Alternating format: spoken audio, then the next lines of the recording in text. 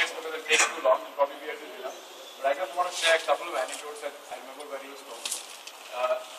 When I met him, when we were trying to get him on board, I asked him, will you manage to work in Fortis? We had a startup. We just got one hospital. We're coming from an MNC, multinational. He spent 28 years. I was very worried. He'll come in 6 months. He'll say, thank you, Tata, bye-bye. So I said, we're a startup. We're in healthcare. He had set up chemical plants, nuclear plants, pharmaceutical plants, paint plants. And you've got a bunch of really youngsters who are running this place. He had reasonable grays even at that point, turning 50 and so on and so forth. I said, steady state, company, job, etc. With the very radical life that he shared. And he said, yeah, don't worry, I'm will handle it. He joined for months. He used to get the docs in Mohali to come and give him 2-hour sessions on healthcare. He used to take what? Yeah, it's a workstation. Yeah, thick book, 500-page coffee table book on medical. I've forgotten the name, but it was like the Bible. Maybe you guys remember the name. He used to sit with it, he used to read.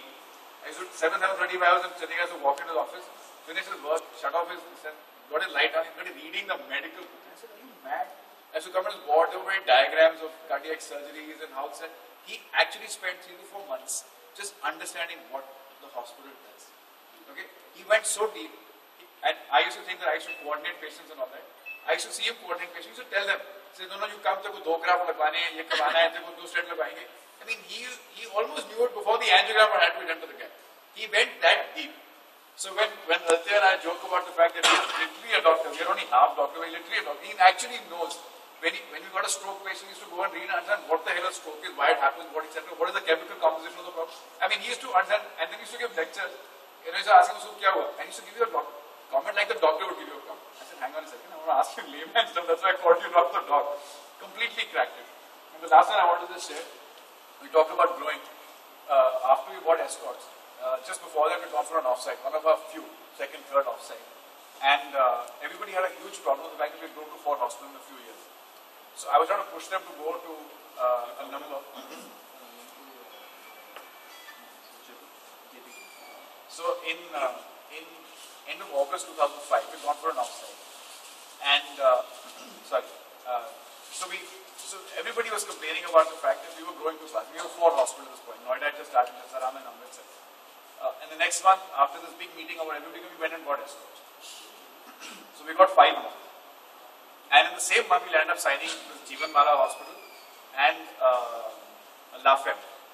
So we ended up actually going from 4 to 12 within 28 days. So 1st of September, we had a meeting, 20th of September, we were 12. Okay, so the whole team was like pissed off, they're saying, what the hell, we need to consolidate and all that. So about a month later, after the whole escorts fever had gone down, we went to JP Greens, 27, 28 of us for an offsite, end of October. So my objective was again to agree that we have to grow more because it's not enough, because escorts is coming on now, and what's the big deal? They're running their own show, we're not doing anything about it, except for Jaipur, which we were building up. So I had gone on a plan to get them to write a note on which cities and all. I got on 29 hospitals, I wanted them to agree. So of course we got to only 22, and that was the right mark. Okay, 90 to 22 was the range of the group, but nobody was agreeing for more. This is after 5 years, so 2005 to 2010. So I came back, they were all very elated, that they finally got to agree. I was very dejected as a Sara, only 8-10 more hospitals, 5 years, but idiots, we've grown 12 in 4 years and so on. So anyway, I called up McKinsey and I said, listen, you guys are the strategy guys, come and sing. So I met them a couple of times in Taj, so they took on the assignment. So what do you want to achieve? I said, in 5 years, I want to be $1 billion organization. So they said, okay, walking in, target, understood. We went spent 6 months with these guys. They finally came back that the whole team consensus agreed to 40 hospitals. Yes. 36 to 40, we said. 36 to 40 hospitals. 6,000 beds. 5 to 6,000 beds. And that was getting us to 2,400 crores. So they came to me, they had a pre-meeting with me. They kept Daljit also out of this one because he was also telling me, so Sardar ko bolo thoda calm down kare, nahi hone wala. And that time the dollar was 40 to 43, so we were about half the target. So they sat me down, we had a meeting in Taj Palace before we walked downstairs to where the group was meeting up, and their office used to be in Taj Palace at that time. And they said, Shilendra, you got to scale down your expectation. Your team is not going beyond 36 to 40, not going beyond 2,000 something crores, it's not going to work. So I said, listen, $1 billion, 40 hospitals, nothing is taken. He says, but even the 40 hospitals doesn't get you to $1 billion. Even if you do the math on 40 hospitals, you showed me some spreadsheets, it only gets you 3,000 crores. How are you going to? I said, I don't don't know. I want to get to $1 billion. The dollar might come down. How do you know what's going to happen to the dollar? The dollar could be $30, 3,000 crores. It's $1 billion. I'm not saying it's good. I have to be 4,000 crores. Anyway, so we had a big argument. They finally told me sorry. So we walked into the meeting, 15 of us, Ashish, Yes. in that little bloody boardroom. So they went around. They had these buttons to do the voting machine and all that. And so they came to me and I gave them a long lecture. I said, guys, you have to do this. There's no choice.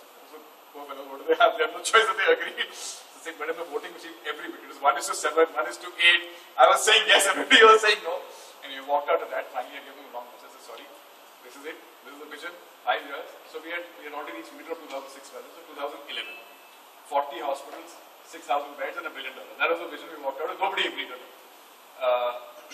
So then the next year, this whole escorts tamasha happened in NT. So we took a conscious call that they kind of tried to convince me, like, push it back by a year, because now we have to spend one whole year trying to fix escorts now. So we agreed, 2004. I was just asking Ashish, we have 32 hospitals running in India today. We have 5 or 6 in Vietnam. Six hospitals in Vietnam. We have 1 hospital in Singapore. We have 1 in Mauritius. And there's 40 hospitals. Okay, not an extra, I'm not talking Sri Lanka, because Sri Lanka is not one. We have 40 hospitals. And we're a $1 billion company today. No magic. Okay.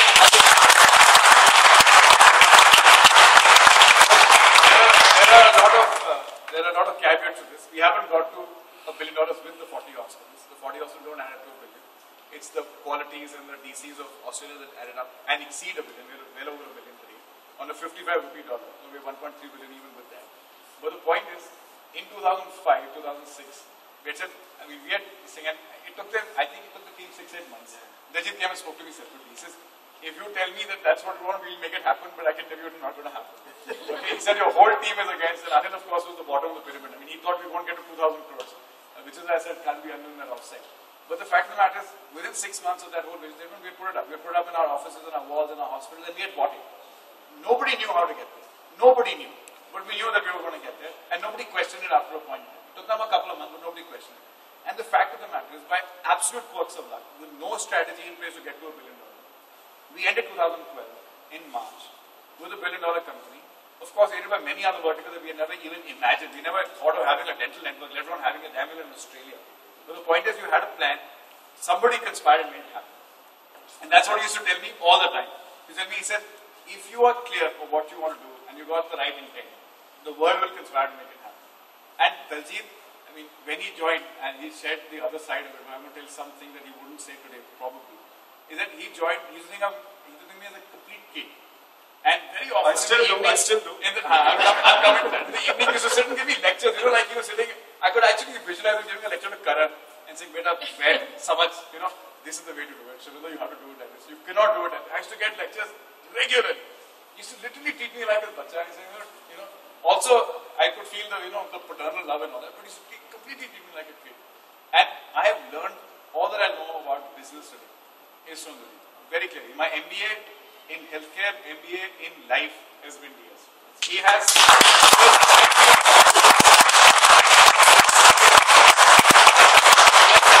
so many times. Just give me a session, and it's not over. It happens even now. It's just a little lesser frequency because of travel, I guess. But so many times he sat and I said, listen, I will talk to you. It's coming. He said, this is happening, this is not happening, you did this one is doing this, etc. You have to do this, etc. And literally said, this is the way to go and get there. So, of course, we disagree in many matters, but he's literally been a life coach in more ways than one, and not just to me. I think there are many people in this organization, many who don't listen to him, many who listen to him and not do anything without talking to him, and those who don't listen to him probably are still languishing around the company and around any which way. But he has literally been there throughout every single space of this organization's life, the good and the bad, and we had lots of time. We won't talk about it. We had to take a call. Our board was pushing us like crazy to shut down Amritsar, and we had just taken a call, so hum nahi karenge. Hum usko turn around karenge. We spent 3 years doing lots of money because we were very clear. We had put it up together. We said, isko nahi band karenge. Then we got to 20-something hospitals. We said, chalo yaar, ek to chhod dete hain. Finally, we decided to drop it. We had a failed attempt in Ludhiana. We had a failed attempt in Jeevan Mat. We've had so many failed attempts. But we've learned from each one of them. And we said, okay, we did this, we went here, we got it wrong. What do we not do again? And we've learned, changed the learning model and gone back and got it right. We're going back to Ludhiana now with 2 hospitals. We had taken a call that time we shut down Ludhiana, so we never come back to the city. Because we failed so badly. Itni naar ho gayi Ludhiana gone 7 years ago to Ludhiana and said Fortunes and they would have slapped you. We had done such a pathetic job in Ludhiana 9 years ago. Okay, we're going back now, we're going back with a bang. We've taken our chances. Amritsar, we were told, escorts Amritsar will not work. It's just too far, no chance. It turned out to be the best hospital 2 years ago. 30% EBITDA in Amritsar. I called up the team. I said, check the numbers, I'm sure they're false. Okay, because Amritsar for 7 years we've been harangued about the wrong city, wrong hospital, wrong place, etc. The fact of the matter is we stuck to what we believe, and it worked. And you need it, you have to go back to him and say, listen, I'm doing this, doesn't make sense. And after about 2 hours, he'd basically tell me it doesn't make sense. But he'd say it so nicely that I was convinced by the end, to take it done. We are doing it, let's go. So we've actually stood at good times to take it. Everybody has good times. We had a share of that. And we've literally gone and spent, cracked each one of them. And it wouldn't have happened. So all this work we lost. All of us. So, for done. All of us.